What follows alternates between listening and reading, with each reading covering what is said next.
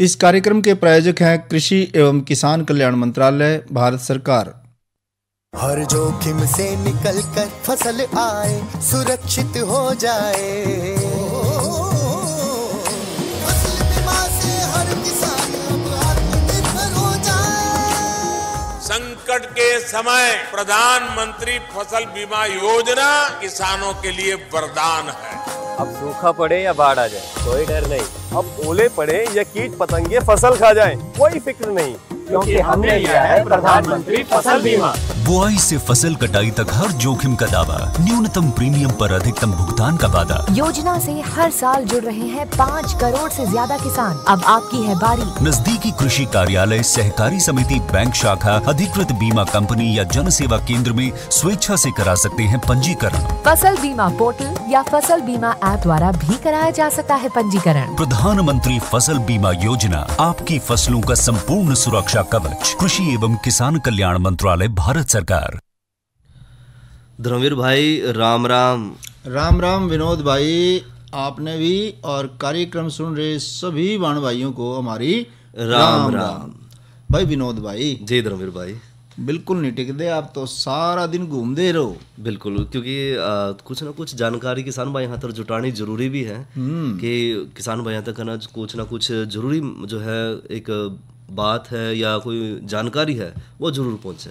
हाँ, आप लाडवा जा रहे थे आज, देखा मैंने लाडवा जी। आप खेतों में घूम रहे थे, और कौन थे बोला मैं जिनसे आप मिले आप आज? धर्मवीर भाई, आज मेरी बातचीत हुई है जितेंद्र सिंह गिल जी से, जो कि डायरेक्टर है हरियाणा सीड डेवलपमेंट कॉरपोरेशन में।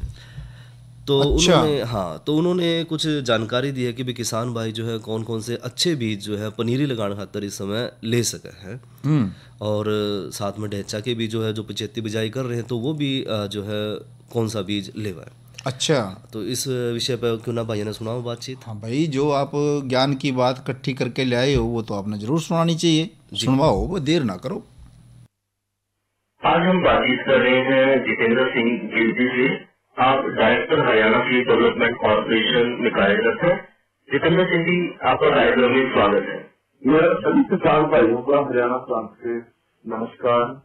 जितेंद्र सिंह जी, हम आपसे पूछना चाहते हैं कि जो इस समय किसान भाई क्या 75 किस्म में जो है ढेंचा, उसकी अब बिजाई कर सकते हैं? बिल्कुल कर सकते हो जी। अच्छा, हम प्रोवाइड करा रहे हैं 140 से 40 तक की 80% हरियाणा सरकार इसमें HSBC के माध्यम से हम इसको सब्सिडी में उपलब्ध करा रहे हैं।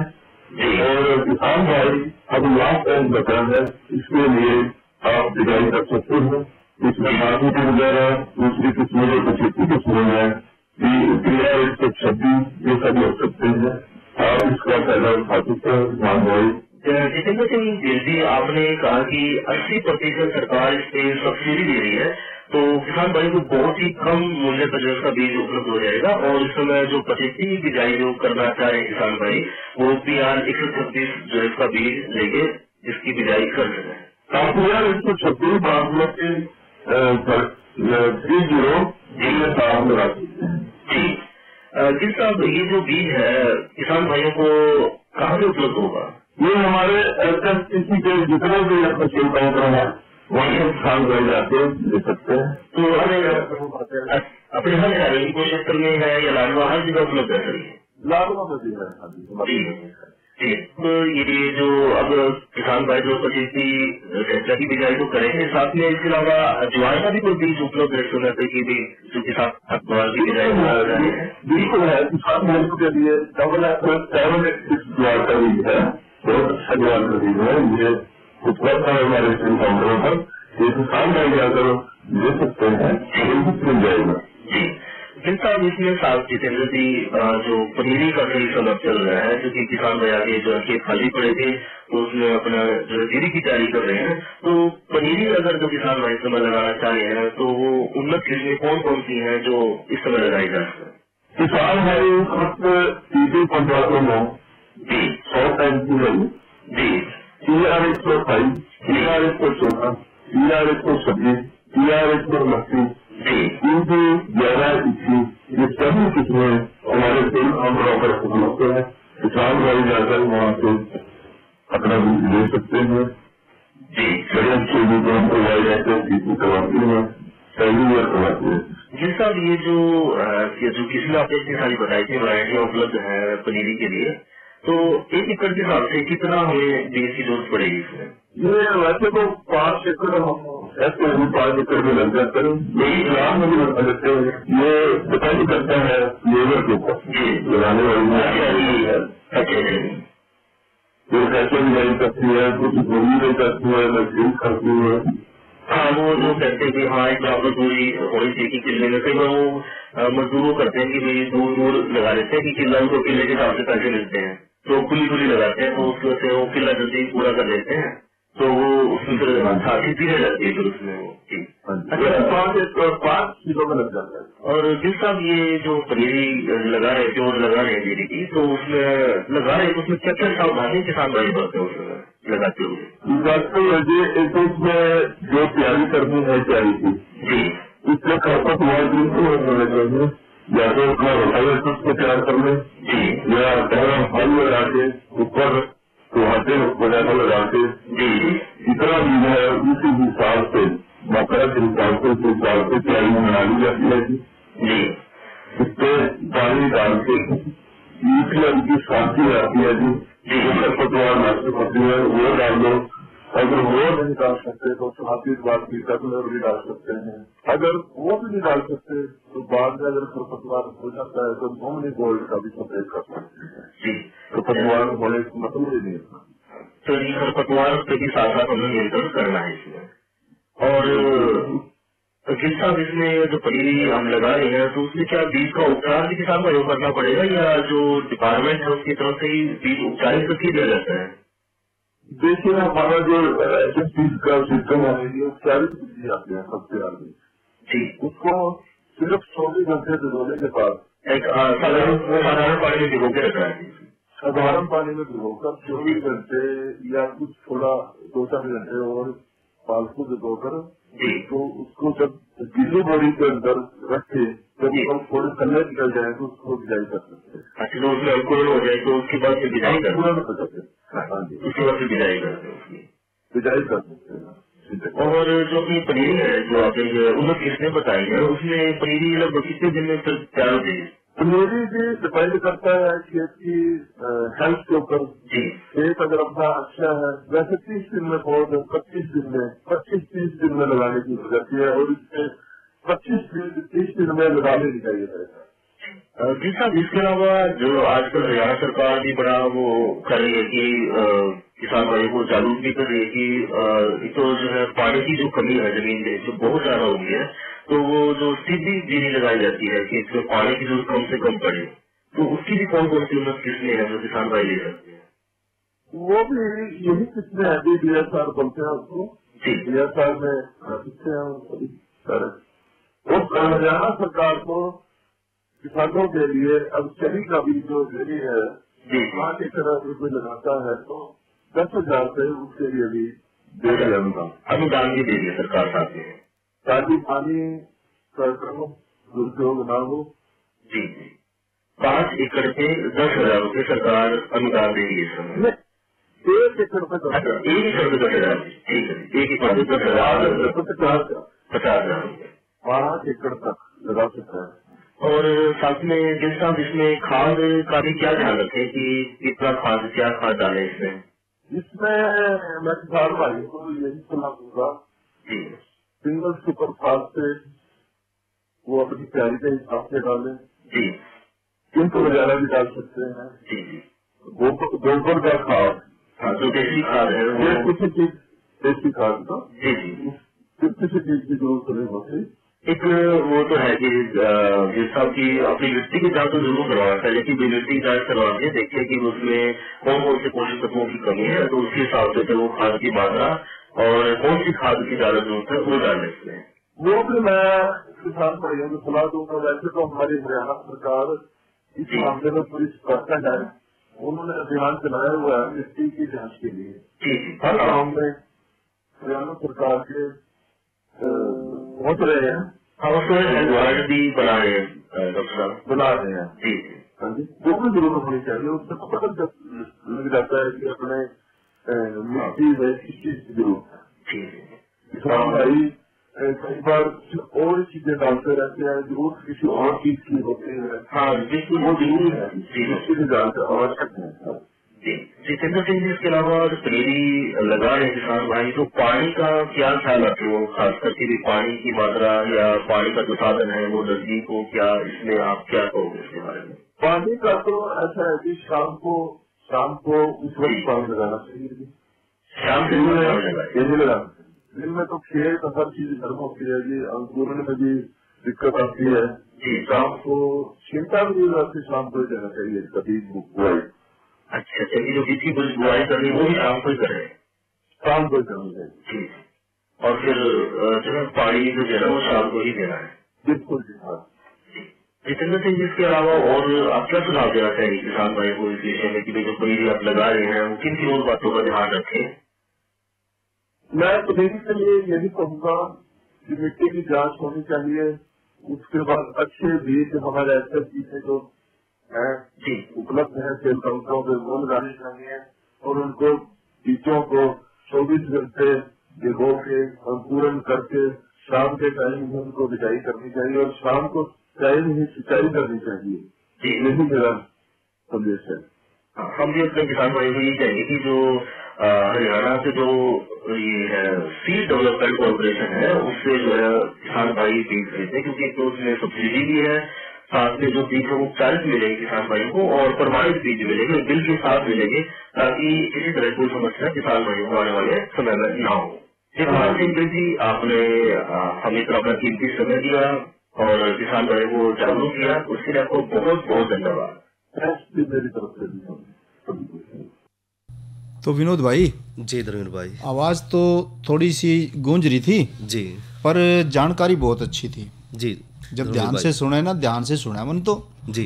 तो डायरेक्टर साहब ने बताया कि भाई प्रमाणित बीज लेने चाहिए। बिल्कुल बिल्कुल भाई, और अनुदान पे मिल रहे हैं, और इन्होंने हरियाणा बीज विकास निगम का नाम लिया कि वहाँ से लेंगे तो अनुदान भी मिलेगा। हाँ, बिल्कुल। तो और भाई जो बीज हैं वो साफ सुथरे हैं, स्वस्थ हैं। वो इनकी पहले से जो है वो उपचारित है जी।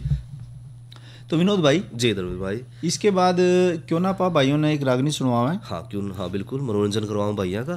तो ये रागनी हमने ली है किस्सा चंद्रगुप्त से जी, ताराचंद के हिस्से से। तो ये रागनी आइए सुनते हैं।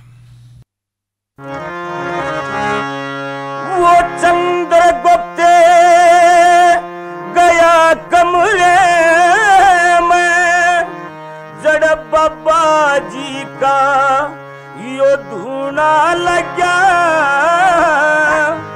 ओ पिया जी की शान देख के सुखे धना में पानी आ गया। वो चंद्रगुप्त गया कमरे में, बाबा जी का यो धूना लगा, पिया जी की शान देख के सुखे धना में पानी आ गया।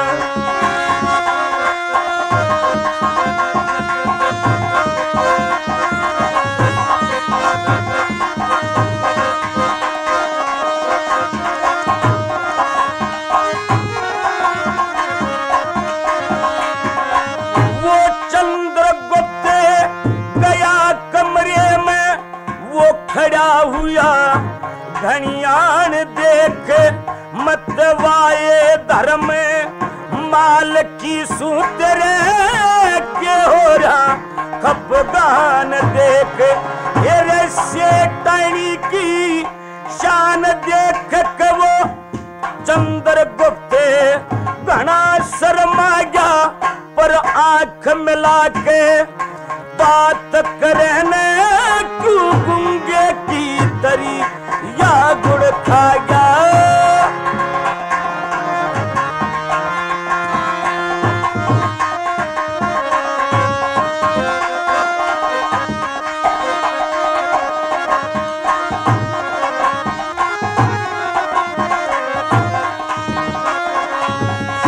ये 12 वर्ष से संभाले वो लग रे बागे पीड़े हो गए पिया तो घड़ पे तो घड़े चढ़ गए मटके माट खड़े हो गए हम अधर्म करने खड़े हो गए हम अधर्म करने खड़े हो गए एक दुश्मन बुरजे किले की ढागा देखे वो भी दिन से याद मन मन सोवती ने छोड़ के भाजा चंद्रगुप्त गया कमरे में जड़ पापा जी का यो ढूंढा लगा पिया जी की शान देख के सुखे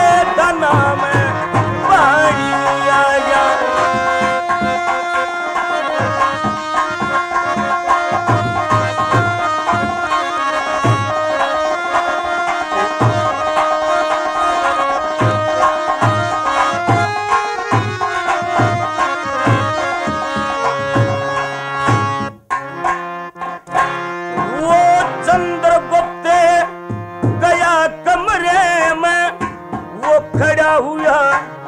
घणिहान देख मवाए धर्म माल की सूत्र के हो रहा खप दान देख हेरे से टाइनी की शान देख वो चंद्रगुप्त घना शर्मा गया वो ओभिदन से है याद मन मन तू तो सोवती ने छोड़ के भजा चंद्रगुप्त गया कमरे में जड़ पापा जी का यो ढूंढा लगा पिया जी की वो शान देख के सुखे धना में पानी आ गया।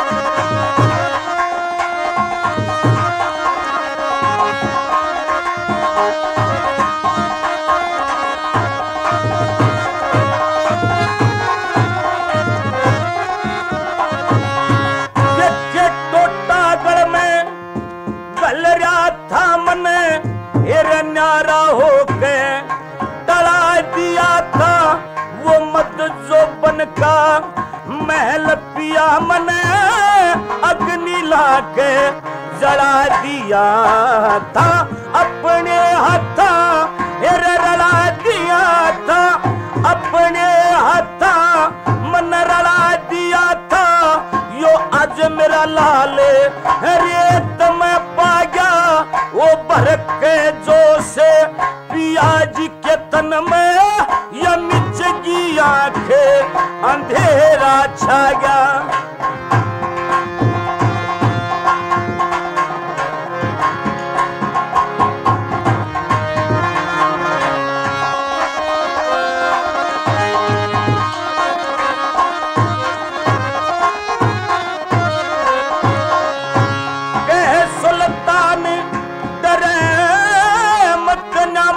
तन कीले ही पकाड सटानी वो भैया की सू समझ रही तेरी या पर्वत कितनी आड सटानी तेरे हंस के कर रूरे लाड सटानी आज मेरा नमते यो फेर के जाग्या देखे यो भी दिन से ओ याद मन मन तू तो सोवती ने छोड़ के भजा चंद्रगुप्त गया कमरे में जड़ पापा जी का यो धूरा लगा पिया जी की वो शान देख सुखे धना में पानी आ गया। विनोद भाई जी धर्मवीर भाई, ये शरीफ अहमद थे जी और किस्सा था सेठ ताराचंद का। तो अब थोड़ा मौसम के बारे में बता दें भाइयों को। बिल्कुल धर्मवीर भाई। तो आज की अगर मौसम की बात करें जी तो आज अधिकतम तापमान 36 डिग्री सेल्सियस रहा और न्यूनतम तापमान रहा 22 डिग्री सेल्सियस जी। तो वहीं कल भी इसी तरीके का ही तापमान बने रहने की संभावना है। अधिकतम तापमान 35 डिग्री सेल्सियस और न्यूनतम तापमान 21 डिग्री सेल्सियस रहने की संभावना है। और साथ में तो रणवीर भाई कुछ बारिश का भी अंदेशा कल का। भाई जैसा मौसम आज रहा है ना विनोद भाई, इसमें कोई ज़्यादा बदलाव की संभावना नहीं है, लगभग ऐसा ही रहेगा। बाकी अगर हम बात करें कि भाई चौधरी चरण सिंह हरियाणा कृषि विश्वविद्यालय हिसार से जो प्राप्त होया हमें मौसम जी, उसमें उन्होंने संभावना ये जताई है मौसम वैज्ञानिकों ने कि आने वाले दिनों में जी 25 मई तक मौसम आमतौर पर परिवर्तनशील रहने का अनुमान है जी। इस दौरान तापमान में 3 से 5 डिग्री सेल्सियस तक की गिरावट भी होने की संभावना है जी। और बीच बीच में गरज चमक और तेज हवाओं के साथ बारिश की भी संभावना है और हवा की गति 20 से 30 किलोमीटर प्रति घंटा रहने की संभावना है और हल्के बादल भी बने रहने का अनुमान है। यह बात अपना सही कही, क्योंकि कल रात ने जो है पूरी आंधी चाली है। हाँ, और तो भाई हम किसान भाइयों को यही सुझाव देंगे कि अपने जो खेती किसानी के काम हैं वो मौसम के मिजाज को देखते हुए अपने निर्धारित कर लें कि अगर पहले पानी दे रखा तो या पानी देना है तो उसको अपने हिसाब से कि बरसात भी पड़ सके तो या फिर खाद की व्यवस्था करनी है या कोई छिड़काव करना है तो वो सारी की सारी व्यवस्था मौसम के हिसाब से कर लें। और धर्मवीर भाई साथ में जिक्र करेंगे कल जो किसान वाणी कार्यक्रम है हम उसमें के लेकर आएंगे। कल है दिन मंगलवार और कल रहेगा कार्यक्रम फोन इन और फोन इन कार्यक्रम का जो विषय है रहेगा कल का वो है धान की उन्नत किस्मों की नर्सरी की बिजाई में क्या क्या सावधानियां हैं। जी, तो ये तो समसामयिक बड़ा अच्छा विषय है। इस विषय पे हम किसान भाइयों से अनुरोध करेंगे कि भाई कोई भी मन में उनके सवाल हो जी, धान की उन्नत किस्मों के बारे में, नर्सरी की बिजाई के बारे में, क्या सावधानी बरतनी चाहिए उसके बारे में, तो किसान भाई सीधा फ़ोन करें। बिल्कुल भाई, और फ़ोन पे ही हमारे जो वैज्ञानिक होंगे वो साथ के साथ उनका जवाब देंगे, समस्या का समाधान करेंगे जी। और धर्मवीर भाई अब करना चर्चा पशुओं में लहू मूतना रोग के कारण, लक्षण और बचाव पे। हाँ भाई, पशुओं का भी जरूर हमने जिक्र करना चाहिए क्योंकि जो पशुपालन का काम है वो खेती किसानी से जुड़ा है काम। बिल्कुल भाई, और जो लहू मूतना रोग है वो पशुओं में होने वाली एक भयानक बीमारी है क्योंकि इसमें पशु के खून जो मूत्र में खून आना शुरू हो जाए और सही समय पर उपचार ना मिले पशु ने तो शरीर में जो है खून की कमी हो जाएगी और उससे जो है पशु की मौत भी हो सके। ये तो आपने बात बिल्कुल ठीक कही कि अगर पेशाब में खून आना शुरू हो जाए ना जी धर्मवीर भाई, यह बीमारी अपना विनोद भाई इंसानों में भी हो जाती है जी। कई बार पेशाब में खून आना शुरू हो जाए और जब खून आना शुरू हो जाए तो ये खतरे की घंटी हो, एकदम तो चिंता हो, चिंता का विषय हो। बिल्कुल, तो वैसे तो ये रोग ना गाय और भैंस दोनों में ही हुआ है विनोद भाई, लेकिन भारतवर्ष में ये जो रोग है भैंसों में ज़्यादा देखने में आता है। बिल्कुल सही कह रहे हो। और जो लहू मूत्रा रोग है ज़्यादातर जो है तीसरा या फिर जो छठा ब्याह आता हुआ है पशु का, उसके बाद जो है कुछ दिनों बाद या फिर जो है कभी कभार जो है गर्भावस्था के अंतिम 3 महीने हो तो उसमें भी यह समस्या देखी जावा है। तो ये तो बात रही लहू मूत्रा रोग की, पर बात यह है कि किसान भाई है या पशुपालक भाई है भाई वो किस तरीके से पिछाना है कि भाई ये लहू मूत्रा रोग अपने पशु को लग गया जी, तो इसके लक्षण भी तो कुछ पशु दिखावेगा। बिल्कुल सही कह रहे हो धर्मवीर भाई कि जो है लक्षण नहीं बेरा लगेंगे तो फिर इलाज किस तरह कराओगे जी। तो जो रोग है इसमें जो पशु के खून में जो है फास्फोरस, लवण की कमी या फिर जो ऑक्सीकारक पदार्थ है वो जब जमा हो जाए हैं तो उस वजह से जो शरीर में लाल रक्त कणिका है वो कमजोर हो जाए। अच्छा, और वो कमजोर होकर फिर टूट के गुड़ के पेशाब गिल्ला बाहर निकलनी शुरू हो जाए। तो भाई ये जो लहू मूत्रा रोग है ना विनोद भाई, ये आपने बिल्कुल ठीक कहा कि जब कमजोरी आवेगी पशु में तो ये जो लाल रक्त कणियाँ हैं ये पेशाब के बट निकलनी शुरू हो जाएंगी जी। तो ऐसे में पशु का जो मूत्र है वो भूरे से लाल रंग का हो सकता है। बिल्कुल भाई, और शरीर का जो तापमान है वो सामान्य ही रहेगा। शुरू में पशु चारा खाता रहता है लेकिन 3-4 दिन के बाद पशु चारा खाना और जुगाड़ी करना बंद कर देगा।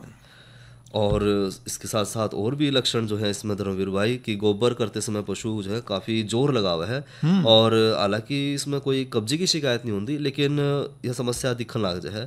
और रोग की जो अंतिम अवस्था है उसमें तो पशु ने जो है सांस और जो है उसकी नाड़ी जो है वो अभी बड़ी तेज से चलनी शुरू हो जाए। और ऐसी बीमारी में ना कि विनोद भाई जी, जब यह बीमारी हो जाए और पशु होगा बण तो गर्भ भी गिर सकता है। बिल्कुल, क्योंकि अगर खून की कमी होगी तो जो है गर्भ गिरने की समस्या जो है उसके जो चांस है वो बढ़ जाएंगे। और दूसरी बात यह कि जो खून की कमी हो जाए ना, फिर जी पेशाब के बट खून निकल गया, हाँ, एनीमिया हो गया, हाँ, तो मतलब खून की कमी होगी। बिल्कुल, तो खून की कमी होने से पशु को पीलिया रोग भी हो सकता है। बिल्कुल सही कह रहे हो भाई।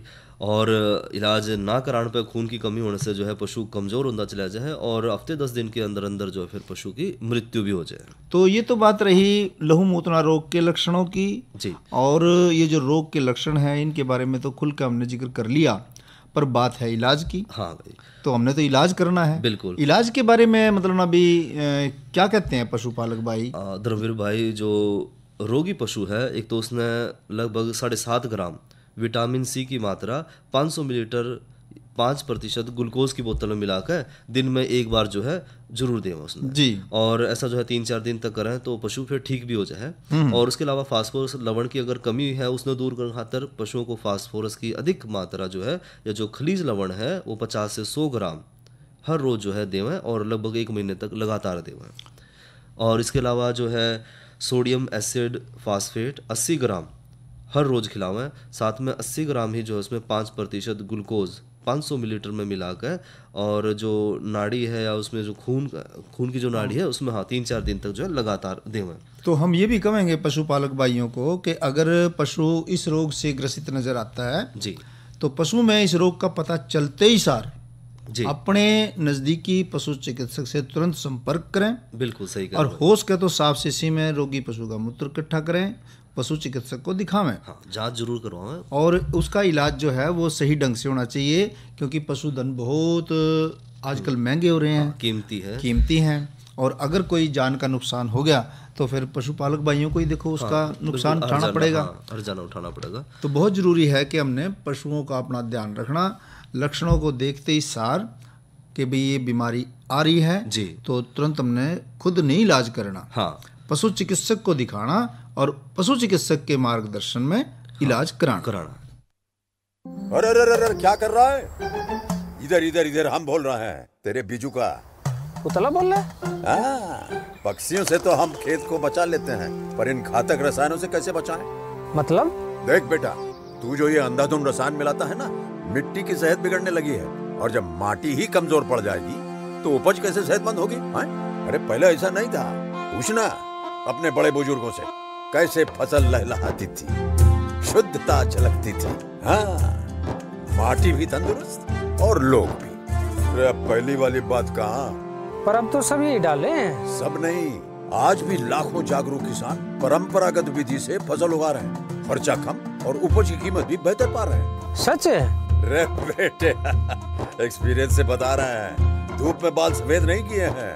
हाँ। ठीक है भाई, मैं भी आज से जैविक खेती शुरू करूंगा। माटी से प्रेम की परंपरा है, परंपरागत खेती। इसी के साथ ही आज का किसान वाणी कार्यक्रम समाप्त हुआ। लेवें भाइयों से इजाजत। बिल्कुल धर्मवीर भाई, अच्छा भाइयों, राम राम। इस कार्यक्रम के प्रायोजक थे कृषि एवं किसान कल्याण मंत्रालय, भारत सरकार।